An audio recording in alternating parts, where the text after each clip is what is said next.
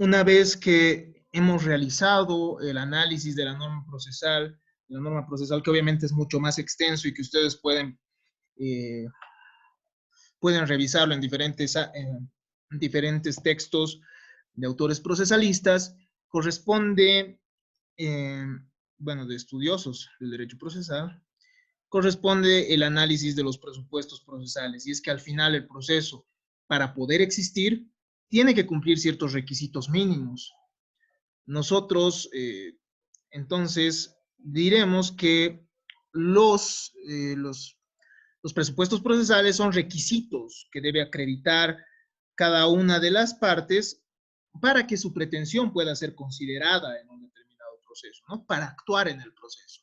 Eso es lo que se denomina la legitimación procesal que vamos a desarrollar en un momento más. Lo que se llama la legitimatio ad processum y la legitimatio ad causam. Son requisitos que debe cumplir, que deben encontrarse necesariamente en el objeto y la causa de la pretensión para constituir un proceso válido. Si estos requisitos no existen en nuestra pretensión, nuestra pretensión simplemente no se va a poder considerar en un juicio. Entonces, estas son la base del proceso mismo. Si nosotros no presentamos nuestra pretensión ante una autoridad competente, o si nosotros pedimos un derecho sobre el cual no podemos acreditar que siquiera se puede discutir, sencillamente estaríamos, como se llama vulgarmente tal vez, o comúnmente estaríamos pateando aire y el proceso no tendría, no tendría ningún futuro bueno, ¿no? Inclusive ante la inexistencia de estos procesos, o bueno, ante la inexistencia, perdón, de estos presupuestos, un juez puede declarar la inadmisibilidad de la demanda. Es decir, que ni siquiera ingrese al fondo y sencillamente se la declare inadmisible. O también hasta improponible, es decir, que el juez puede establecer que la demanda ni siquiera puede llegar a ser considerada si se cumplen los requisitos formales, cuando uno no tiene, por ejemplo, la legitimatio ad causam, que vamos a ver en un momento.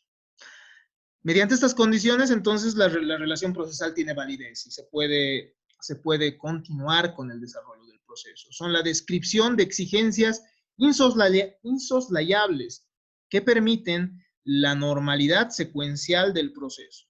El proceso va a tener entonces una normalidad en su secuencia en el momento en que se cumplan con estos presupuestos o condiciones también, ¿no? Se podría decir. Antecedentes necesarios, nos dice Couture, para que el juicio tenga existencia jurídica y validez formal. Sin estos no existe tal. Existen diferentes clasificaciones sobre los presupuestos jurídicos, ¿ya? Y varían de autor a autor. Osvaldo Alfredo Gossaini, que es el autor que nosotros analizamos y cuyo texto, digámoslo así, que nos ayuda a tener cierta base, nos establece que existen presupuestos para ejercer la acción, que son condiciones para que pueda formalizarse la petición ante el órgano jurisdiccional. Estas son la capacidad y la representación. También se refiere a la posibilidad de actuar del juez, es decir, el juez tiene que tener esa posibilidad de actuar, y esto lo va a hacer mediante la jurisdicción y la competencia. Nos habla Osvaldo Alfredo Gossaini de presupuestos para validar la pretensión. Para validar la pretensión se requiere mínimamente de las legitimaciones, ¿no? Es decir, de esa legitimación para obrar dentro del proceso. Es decir, que uno pueda tener un derecho que mínimamente sea debatible en el proceso.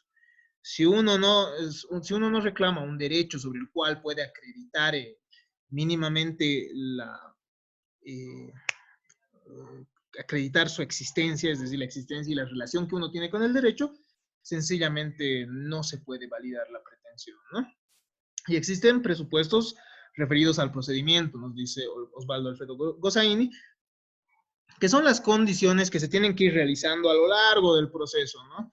Qué sé yo, formalidades en escritos, notificaciones, la legitimatio ad processum nos dice, etc. Otros autores nos dan otras clasificaciones, probablemente alguna más compleja que otra. Enrique Vescovi nos habla de presupuestos procesales subjetivos, que se refieren a los sujetos, ¿no? Los sujetos tienen que cumplir con cierta capacidad y cierta acreditación de ciertos extremos para que el proceso sea válido. Es así que tienen que, en su caso, bueno, cuando se refiere a la legislación uruguaya, establece ser mayor de 21 años, no ser interdicto. En nuestra legislación es ser mayor de 18 años, ¿no? Como también la competencia del juez, es decir, que los sujetos estén investidos de esa capacidad, de esa posibilidad de intervenir dentro de un proceso por la ley. Pero también existen, nos dice Enrique Vescovi, presupuestos objetivos que están relacionados al proceso mismo, es decir, los requisitos de forma que se tienen que cumplir, por ejemplo, los requisitos de la demanda, que vamos a estudiar el día jueves. Eduardo Couture nos establece que existen diferentes presupuestos, los presupuestos de la acción, acá estarán la capacidad de las partes, además también la responsabilidad, digo, la representación de las mismas. Los presupuestos procesales de la acción son aquellos cuya ausencia, dice, obsta, o sea, puede terminar el andamiento de una acción y el nacimiento del proceso. ¿Por qué son importantes estas? Estos presupuestos, estimados estudiantes, están relacionados con las excepciones de previo y especial pronunciamiento, ¿no? Con las excepciones que también se llaman dilatorias. Es por eso que una vez que nosotros terminemos los requisitos de la demanda, vamos a iniciar el análisis de las excepciones, al menos las excepciones que implica el proceso ordinario, porque ya las peculiaridades de cada proceso y de las excepciones de cada proceso las vamos a analizar el momento que nosotros realicemos el estudio de cada uno de ellos, ¿no? Pero al ser el proceso ordinario, digamos, un proceso modelo, un proceso en el cual las partes tienen las más amplias facultades, es primero en ese sentido que vamos a revisar las excepciones que forman parte del mismo, ¿no? Y es que si, por ejemplo, una parte no tiene capacidad, existe una excepción para poder enervar aquello, ¿no? Si es que una parte no tiene la posibilidad legal siquiera de que se discuta su derecho, se puede plantear una excepción de falta de legitimación, por ejemplo, ¿no? Que vamos a revisar en un momento. Nos establece Eduardo Couture que además existen los presupuestos procesales de la pretensión. Dice, no consisten en la efectividad del derecho, sino en poder ejercerlo mínimamente. No necesariamente, obviamente, al cumplir con estos presupuestos, se va a garantizar una sentencia favorable. Y eso es lo que nos dice, por ejemplo, Osvaldo Alfredo Gossaini en su texto, ¿no? Antes existía este término, ¿no? de presupuestos para una sentencia favorable. Sin embargo, eso no es posible, ya que el proceso es único y cada proceso tiene resultados diferentes que pueden incluso concluir un proceso sin necesidad de revisar el fondo, es decir, de revisar los aspectos sustantivos y de debatir el derecho sustantivo que está de fondo en el proceso, ¿no? Que se debate principalmente en el proceso. Existen presupuestos para la validez del proceso, los emplazamientos, qué sé yo, ciertas formalidades que se van cumpliendo a lo largo del proceso, presupuestos de la sentencia, que son que según Adolfo Alvarado Belloso no pueden ser considerados, por ejemplo, estos presupuestos de la sentencia como presupuestos procesales. Entonces hay divergencia también en las perspectivas de los autores, ¿no? Pero ¿qué serían los presupuestos de la sentencia según Couture? La correcta invocación del derecho y la presencia de prueba. Presupuestos de forma, que son los requisitos de la demanda, por ejemplo, nos dice presupuestos especiales, que son objetos materiales que se deben presentar según el caso, ¿no? Ejemplo, en una demanda de divorcio se debe presentar un certificado de matrimonio. Devis Echandia es un autor colombiano, igual, que tiene una obra genial, la verdad, que no sé si se las he pasado, pero si no, voy a revisar la biblioteca y voy a pasarle su obra, que de verdad es muy genial, su tratado de derecho procesal civil, si no estoy mal, o es curso o algo así, ¿no? Pero, ¿qué nos dice? Él nos establece que existen presupuestos procesales de la acción, de la demanda y del procedimiento. Los de la acción van a ser las condiciones para que el juez oiga al demandante mínimamente. En esta se va a encontrar la capacidad del demandante, la adecuada representación del demandante, y la investidura de juez, es decir, que el juez sea juez y no sea otro, ¿no? O sea, más allá de la competencia, que el juez sea juez. Y la caducidad de la acción, es decir, que el derecho que se reclama no haya caducado, ¿no? Ahora, también existen presupuestos procesales de la demanda, nos dicen, ¿no? Los requisitos necesarios para iniciar el juicio. Entre estos se va a encontrar la jurisdicción, nos dice la competencia, que es diferente, ¿no? A lo que hemos dicho en un principio, es decir, a que el juez sea juez, y la capacidad del demandado, además del cumplimiento de los requisitos de la demanda. Nos dice.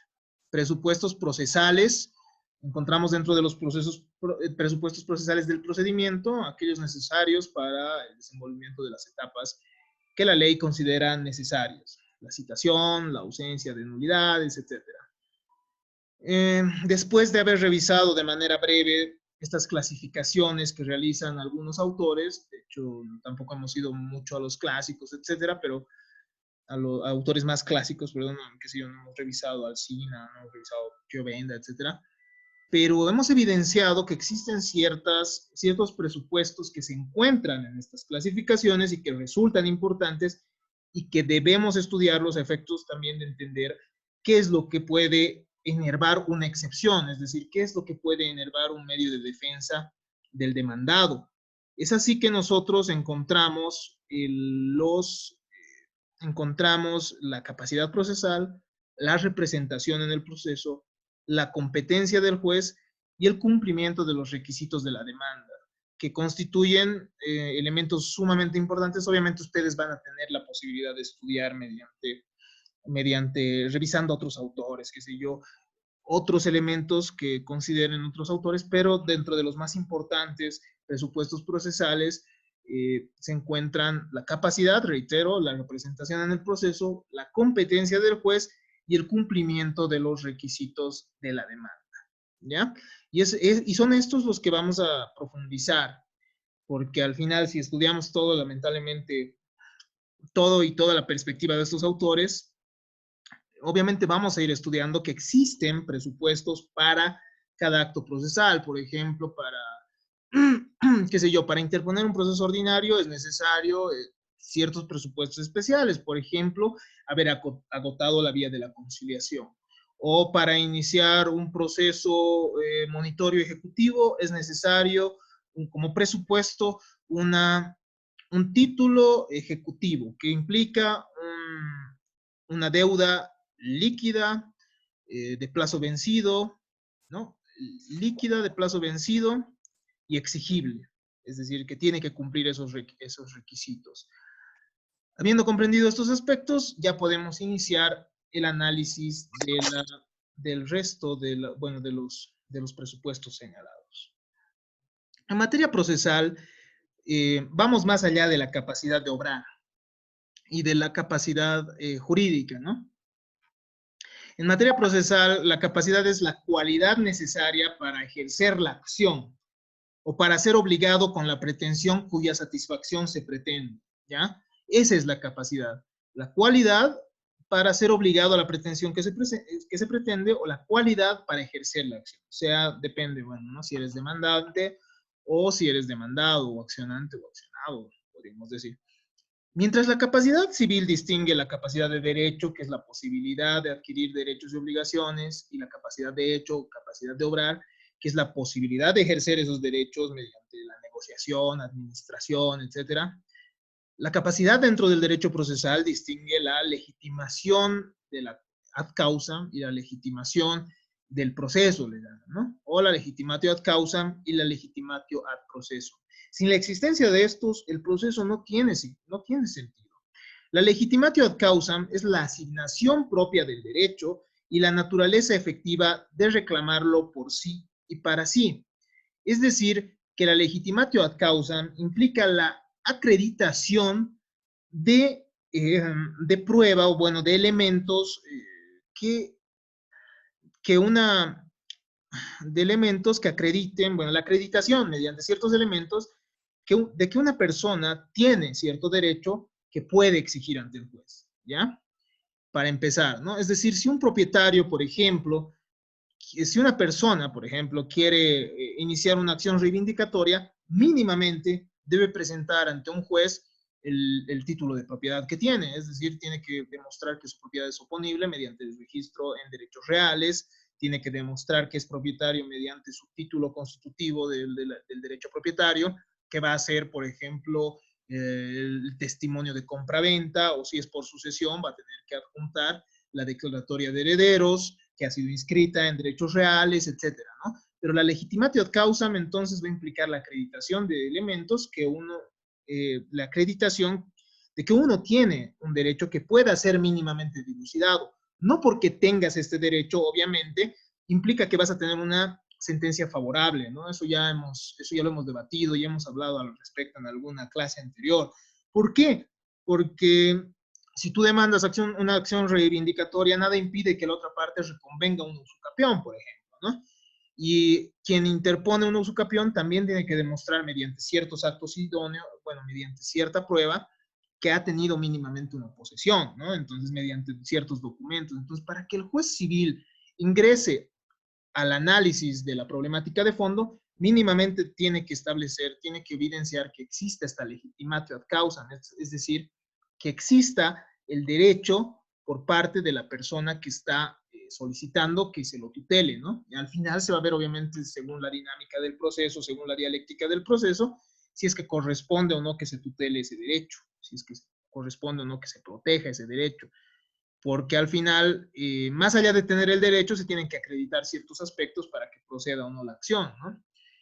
Por ejemplo, si es que tú planteas una demanda de acción negatoria, ¿no? Es decir, estableciendo que un tercero, que a un tercero se le nieguen derechos sobre el bien de tu propiedad, por ejemplo.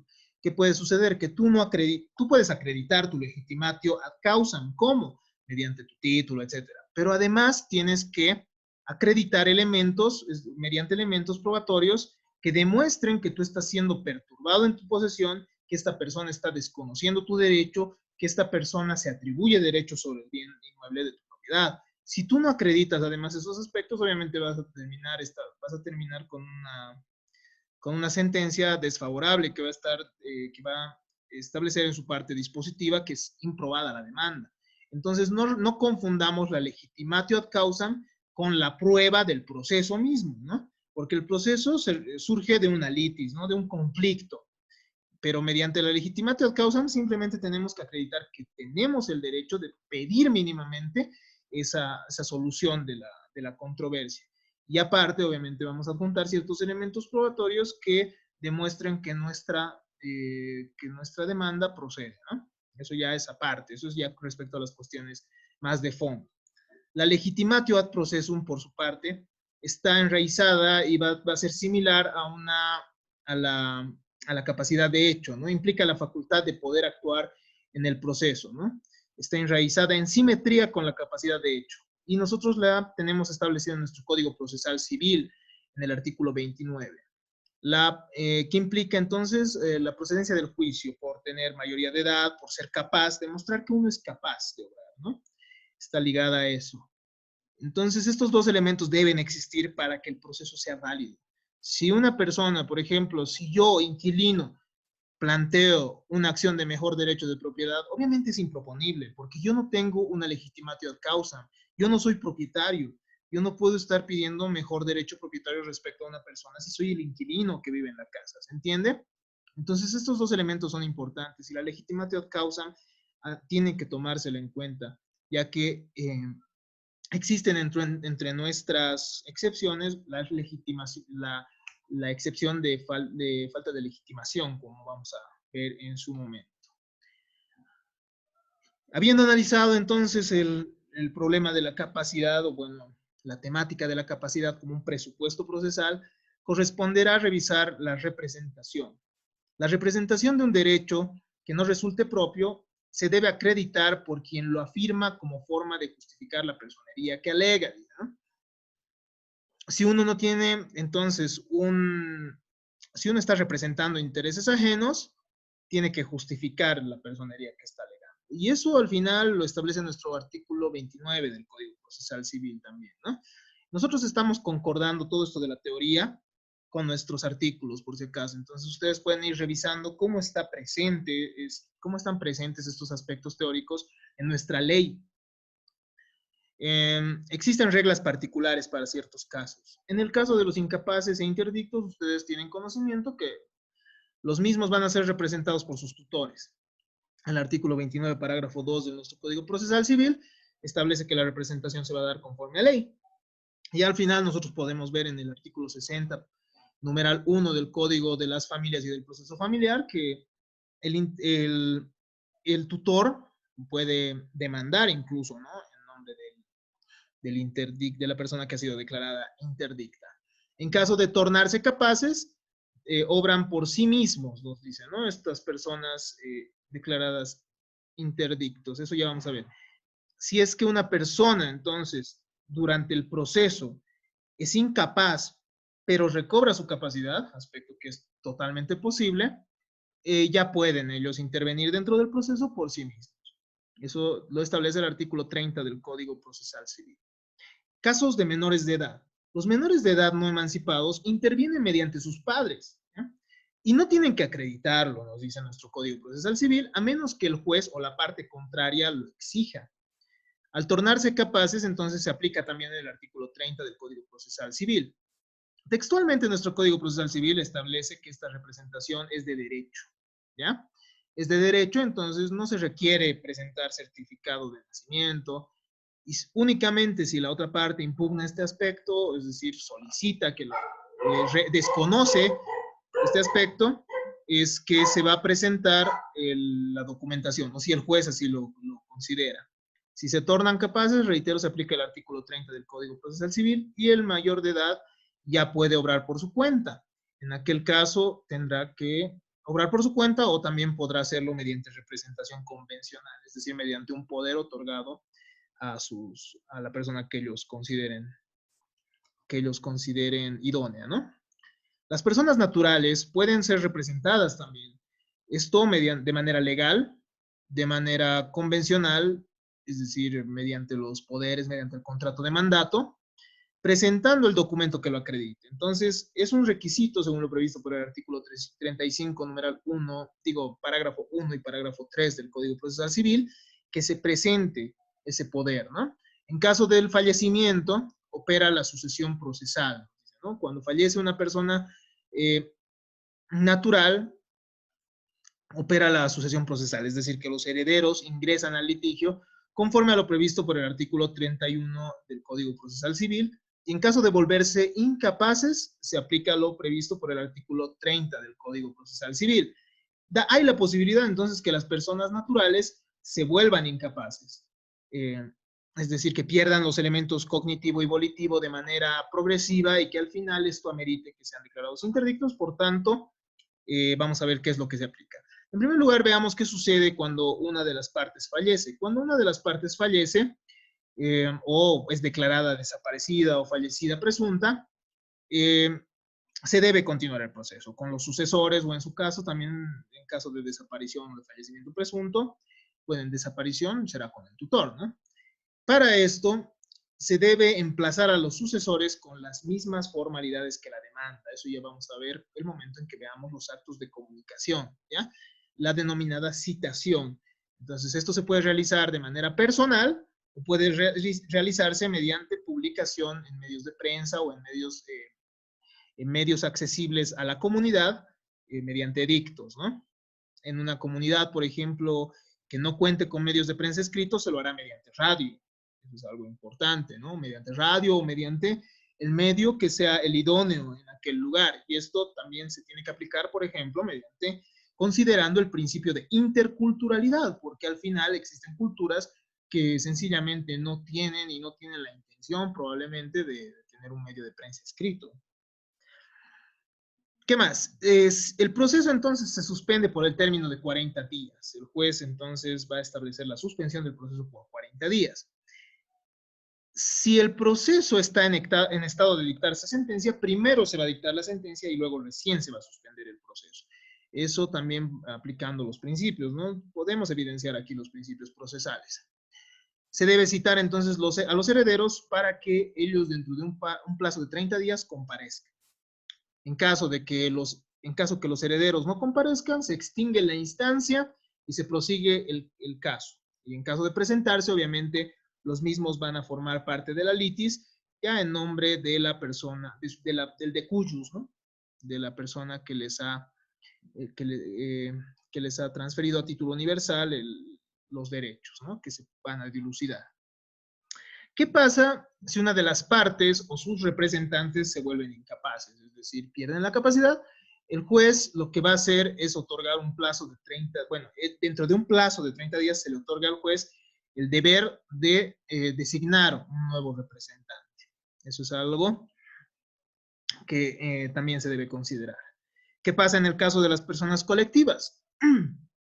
Las personas colectivas deben, deben ser representadas. Perdón, doctor. Dígame. Perdón, doctor. ¿Es en un plazo de 3 días o 30 días? No. Esto es 30 días es para que comparezcan los herederos. Eso es en cuestión de sucesión procesal, es decir, si fallece una de las partes, ¿ya? Se suspende 40 días y luego se les notifica. Se les notifica mediante dictos para darles 30 días para que ellos contesten. Ahora, es diferente. Otra situación, es decir, otra posibilidad respecto a las personas naturales establecida por el artículo 30 del Código Procesal Civil, es que una de las partes se torne incapaz. Es decir, ¿qué pasa si una de las partes pierde el sentido cognitivo y volitivo? Entonces, si pierde la capacidad, el juez tiene que designar dentro de 3 días un representante. ¿Se entiende? Eso es diferente. Sí, está bien, doctor. Gracias, lo he entendido. Ya. Las personas colectivas, entonces, deben adecuarse a sus actas de constitución, ¿no? A sus instrumentos constitutivos. Si éstas establecen un representante, entonces no se necesita poder y simplemente se presenta el acta de constitución. Cuando una persona colectiva ingresa en un proceso, debe acreditar en primer lugar la existencia de la entidad, sea mediante, qué sé yo, mediante el registro de fondo de empresa, mediante sus actas de constitución, mediante, qué sé yo, incluso hasta otros presentan, qué sé yo, su registro tributario, es decir, su NIT. Tendrán que demostrar que existe la persona colectiva, ¿no? Con los elementos idóneos, más que nada con las actas de constitución, obviamente, ¿no? Y con el reconocimiento que se haga mediante las entidades del Estado, ¿no? Mediante, qué sé yo, el acta que establezca en una asociación, por ejemplo, ¿no? Es el Viceministerio de Autonomía, si no estoy mal, el que va a otorgar las personerías. Entonces, mediante el reconocimiento de su personería, todos estos aspectos se tienen que reconocer. Ahora, el representante, en caso de estar establecido, en caso de estar designado en el acta de constitución, no necesita poder, ¿ya? Pero en caso de que exista un poder convencional que le ha otorgado la persona colectiva a una otra persona, entonces se necesita adjuntar además el poder, ¿no? Si se disuelve la persona colectiva, se continúa el proceso con la persona encargada de la liquidación. Esto lo han visto en derecho comercial, cuando ustedes han visto la quiebra, por ejemplo. Cuando existe la quiebra, se designa una persona que se va a encargar de la administración del bien. Igual se ve que en las asociaciones y fundaciones, cuando las mismas terminan, bueno, disueltas, existe alguien que se encarga del patrimonio al final, ¿no? Entonces, en estos casos se encargará esa persona, ¿no? Se deberá citar a esa persona para que continúe el proceso. ¿Qué sucede en el caso del desaparecido? El desaparecido interviene mediante el curador, conforme a lo previsto en el artículo 35, parágrafo 4 del Código Procesal Civil, y los artículos 31 y 34 del Código Civil. Las personas colectivas extranjeras tienen que cumplir los mismos requisitos que las personas colectivas nacionales, a menos que un convenio internacional establezca diferentes situaciones. Los poderes que sean otorgados en el extranjero tienen que contar con una traducción, y la traducción legalizada se va a realizar mediante la Cancillería, ¿ya? Entonces, el momento que una persona colectiva ingresa a la litis, debe acreditar la existencia, en primer lugar, adecuándose a las normas nacionales, nos dice, en caso de las personas colectivas, y además adjuntando el poder en caso de que no esté establecida la persona en el acta de constitución. En el caso de las personas naturales, las mismas tienen, si es que lo hacen mediante si es que las mismas son representadas mediante la representación convencional, tendrán que adjuntar el poder. El único caso en el que no se necesita acreditar la representación es en el caso de menores de edad no emancipados, ¿ya? En este caso, solo se presentará el documento que acredite la legitimación en caso, si el juez lo exige o si la parte contraria lo exige, ¿no? Entonces, esos son los elementos de la representación para que sea válido el juicio.